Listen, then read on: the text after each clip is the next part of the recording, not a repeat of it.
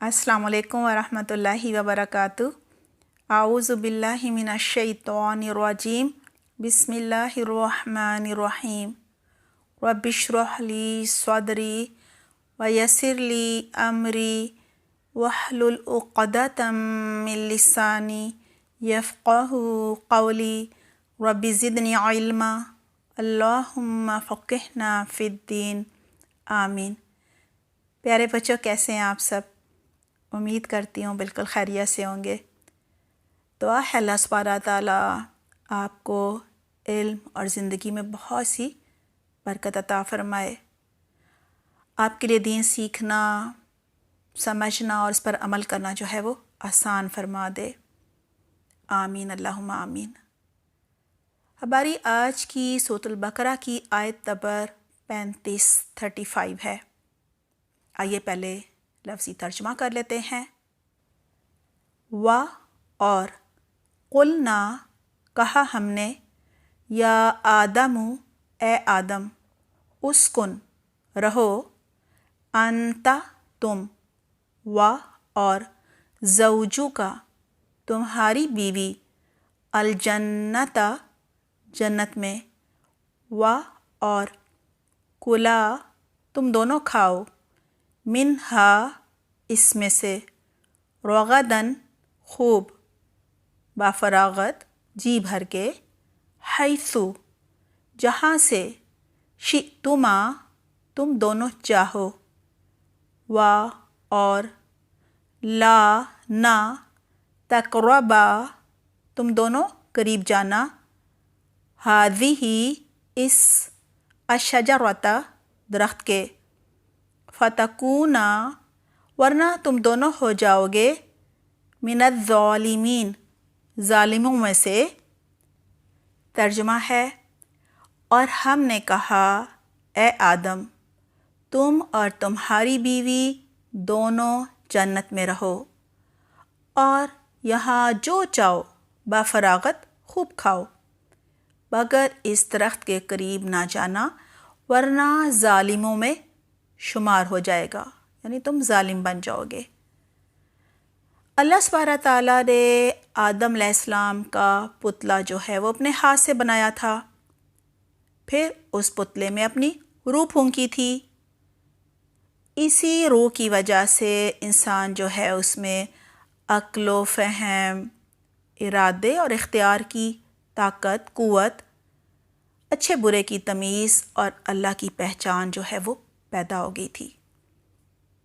اللہ سبحانہ تعالیٰ نے آدم علیہ السلام کو فرشتوں سے سجدہ کروایا، اشرف المخلوق بنایا، علمی فضیلت دی، جنت میں آرام اور اطمینان سے رہنے کے لیے کہا۔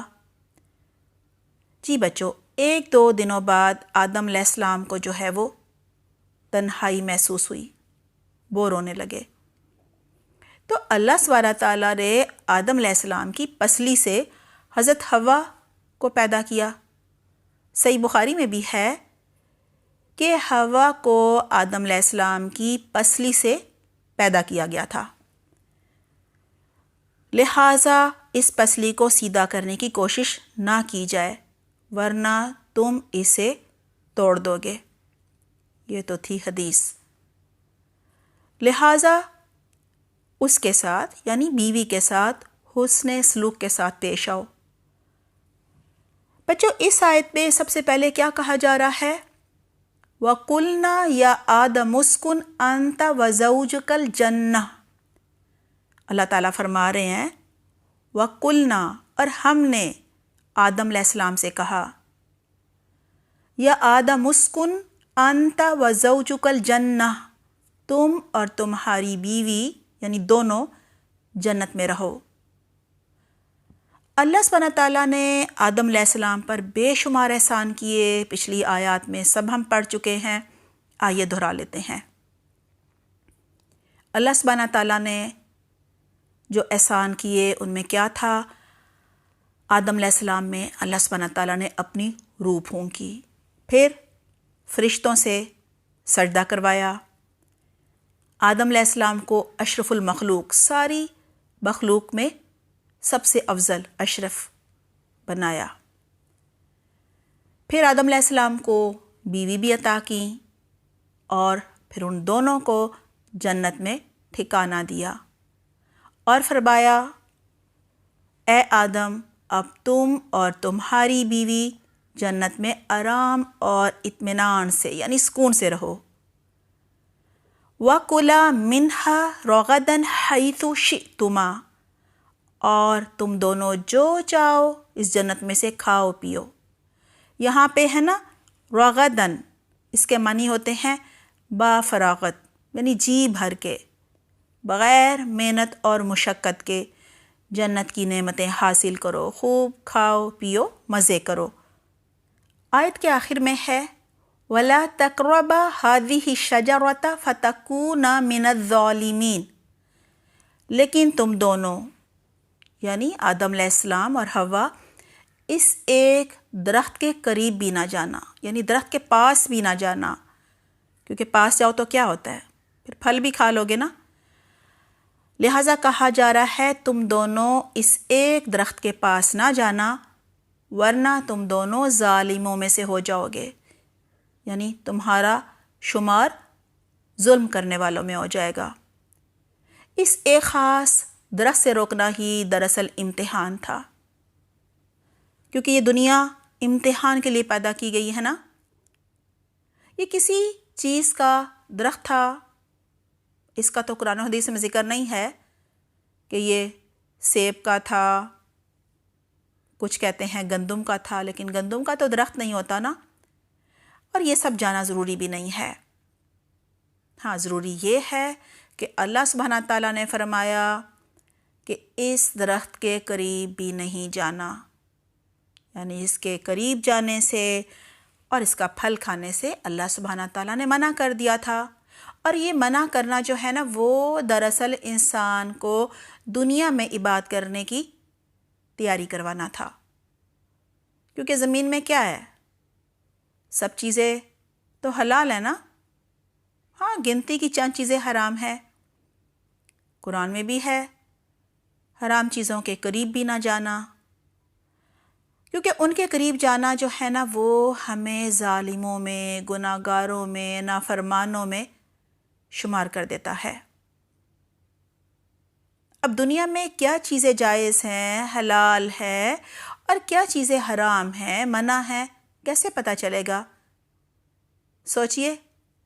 جی بالکل، ہر زمانے میں انبیاء کرام اور رسول آتے رہے، آسمانی کتابیں نازل ہوتی رہیں، اور ہر زمانے میں لوگوں کو بتایا جاتا رہا کہ یہ حلال ہے اور یہ حرام ہے، اور ہر زمانے میں حلال اور حرام چیزیں مختلف رہیں۔